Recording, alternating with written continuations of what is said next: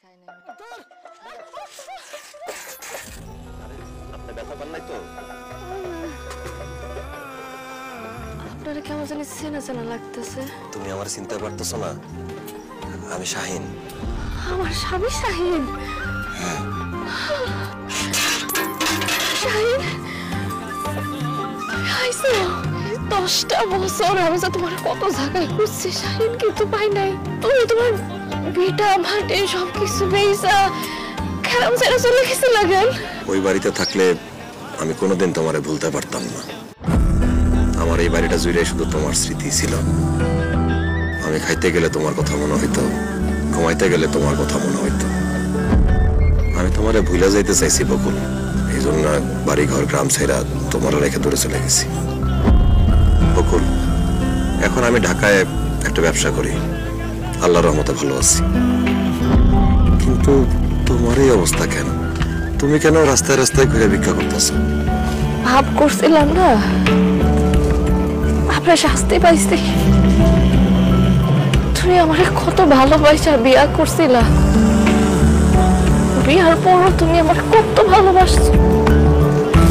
কিন্তু আমি ভাই ভাবির কথায় পূজা তোমার কাছে কাবিনের টাকা চাইছি। ওই টাকা আদায় করানোর লেগে আমি তোমাকে কত খারাপ ব্যবহার করছি, কষ্ট দিছি তোমারে। আরে খাপুরুষ মজা আইছে সব খুঁজছি। আমি যে পাপ করছিলাম ওইভাবে শাস্তিও আমি পাইতাছি শাহিন। তুমি যেদিন আমার বাড়িতে বাইর করে দিলা, ওই দিন রাস্তা দিয়ে যাওয়ার সময় কতগুলো বখাটে পোলা পাই আমার মায়েরা আমার কাছ থেকে টাকাটা লয়ে গেছিল। আমি যখন ভাই ভাবির কাছে গেলাম, তারা দেখলো আমার কাছে কোনো টাকা নাই।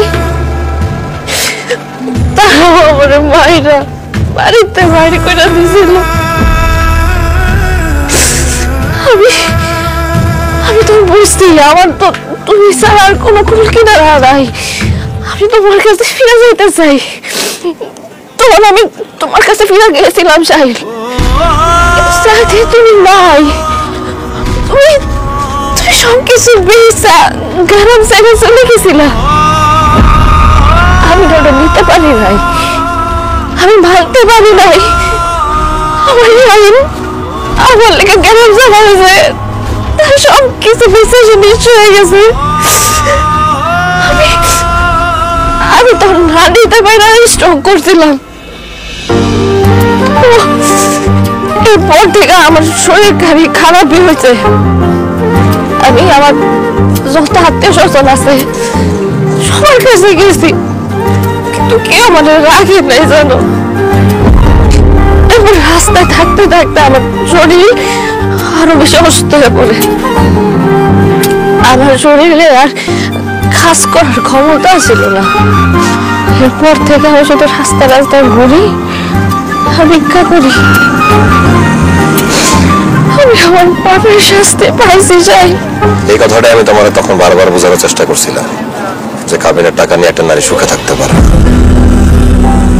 একটা নারী সুখে থাকতে হইলে তার স্বামীর তার পাশে থাকতে হয়। স্বামীর আদর যত্ন ভালোবাসা পাইলেই একটা নারী সুখে থাকে। টাকা দিয়ে সুখ কিনা যায় না বকুল, টাকা দিয়ে অশান্তি বাড়ে, যার প্রমাণ তুমি পাইছো। দেখো, কাবিন হইল গিয়ে নারীর অধিকার, কিন্তু স্বামীর ভালোবাসা হইল গিয়া সংসারের শান্তি। তোমার আমি বুঝাইতে বুঝাইতে কাহিল হয়ে গেছিলাম, কিন্তু তুমি আমারে বুঝো নাই, আমারে ভুল বুঝছো। তুমি ঠিকই কইছো, আমি তখন না বোকা ছিলাম। আমি ভাই বাবের কথার পাল্লায় পইরা বড় একটা পাপ করে ফেলছি। কিন্তু এখন আমি বুঝি আমি তোমার লগে কি করছি। আমার উচিত হয় নাই। আমার কাবিনের টাকা আমার সুখ দিতে পারে নাই। আমার কাবিনের টাকা আরো আমার ধ্বংস করছে, আমার সুখের সংসারটা ধ্বংস করছে। অথচ আমি যদি কাবিনের টাকা না নিয়া তোমার সাথে সংসার করতাম, তাহলে আমি কত সুখে থাকতাম, আমার আজকে এই অবস্থা হইতো না। আমার শাশুড়ি কেমন আছে? হ্যাঁ, আশা আশা কেমন আছে? ভালো আছে? ওর কি বিয়ে হয়েছে? হ্যাঁ, আশার খুব ভালো একটা ছেলের সাথে বিয়ে হয়েছে। ওর জামাই ইঞ্জিনিয়ার, ওর জামাইয়ের সাথে ঢাকায় থাকে। আম্মা 2 বছর আগে মরে গেছে। অনেক বড় একটা অসুখ হয়েছিল, কত চিকিৎসা করাইছি, কত ডাক্তার দেখাইছি, কিন্তু আম্মারে বাঁচাইতে পারলাম না। আমার পুরা কপাল দেখছো, যার লোক আমি এত বড় অন্যায় করছি, আমি তার শেষবারের মতো একবার তার কাছে মাফও চাইতে পারলাম না। তুমি কি বিয়ে করছো শাহিন? বকুল, তোমারে ভালোবাসা যেই মনে জায়গা দিছি, ওই মনে অন্য কারো জায়গা দিতে পারি নাই। আমার মা অনেক চেষ্টা করছিল ওইটা জানার আগে আমার বিয়ে করানোর, কিন্তু আমার বিয়ে করার লাগে মনটা সাই দিল না। এখন একাই আছি বকুল। আমি তোমার একটা কথা বলবো বকুল, আমি তোমারে এখনো সেই আগের মতোই ভালোবাসি। বলে তুমি এখনো এত ভালোবাসো?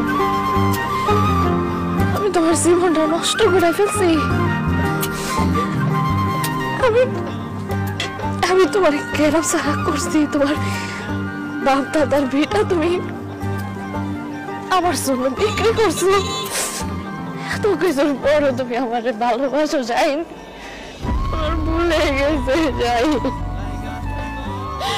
আমি তোমার লোক অনেক বড় অন্যায় করে ফেলাইছি যাই, আমি অনেক বড় অন্যায় করে ফেলাইছি। তুমি আমার মাফ না করলে আমি মইরাও শান্তি পাবো না। যাই না, আমার মাফ করে